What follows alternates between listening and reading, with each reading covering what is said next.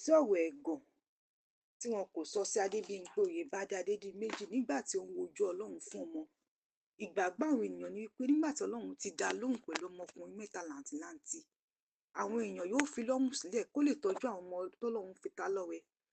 Ṣùgbọ́n níṣe ni àwọn tí wọ́n sọ ohun tójú wọn kò tó nípa òṣèré náà, wọn ò sinmi o. Wọ́n kọ́kọ́ sọ pé òun kọ́ ni ó gbé oyún náà.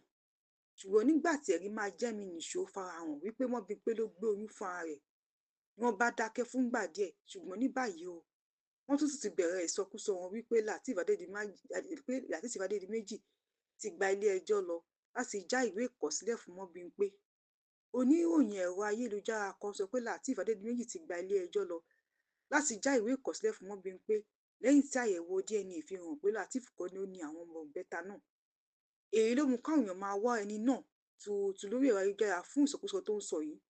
Èyí tó mú káwọn èèyàn sọ pé ó yẹ kí Lateef Adédìméjì àti ìyàwó rẹ̀ Adébímpé fi àwọn oníròyìn kọkúkọ ìjófin kí wọ́n fi wọ́n ṣàpẹẹrẹ láti kọ́gbọ́n fún àwọn akẹgbẹ́ wọn. Mọ́bímpé ti rí ohun tí blọ́gà ìsọnù yìí sọ tó kọ nípa rẹ̀. Ó sì ti sọ̀rọ̀ lórí rẹ̀. Ó ní ọ̀rọ̀ tó jìnnà sóòótọ́.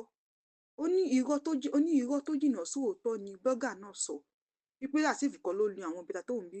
Ó ní kò sóòótọ́ ọ̀rọ̀ nínú ìròyìn náà.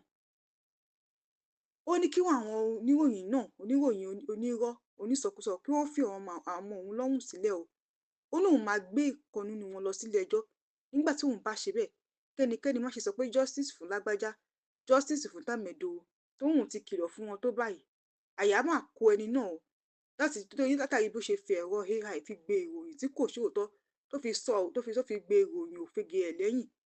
Ó ní ọ̀rọ̀ náà ohun tó ṣe yìí má jọ òun lójú gan-an ni.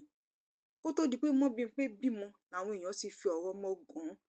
Ṣùgbọ́n lọ́hun tó dá Sarah àti Hannah lóhùn ti dá Mọ́bímpé lóhùn, òun àtọkọ ẹ̀ ló bá da ìbẹ́ta lù wọ́n, ọmọkùnrin mẹ́ta làǹtìlanti.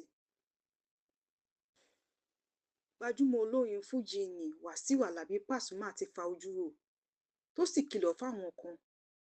Àwọn kan mà ló fẹ́ tán Ànábì mọ́lé ní sùúrù tó sì mú kó jáwé akíwọ́wọ́ fún wọn.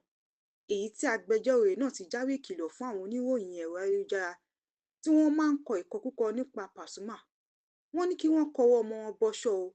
Wọ́n ní ẹni tó bá ti kọ ohun tójú wọn ò rí, tí wọ́n kọ ohun tí kò ń ṣòótọ́ nípa Pasuma, kí wọ́n yá lọ pààrẹ́ láàrin ọjọ́ mẹ́ta. Bí bẹ́ẹ̀ kọ́ wọ́n yóò rí pípọ́n ojú òfin. Èyí máa ń wáyé nígbà tí àwọn kan máa ń fi ọ̀rọ̀ tí Pasuma ò sọ tí wọ́n sì fi kọ lọ́rùn, tí wọ́n sì fẹ́ kọ ẹ̀yìn òṣèré náà pẹ̀lú àwọn akẹgbẹ́ rẹ̀.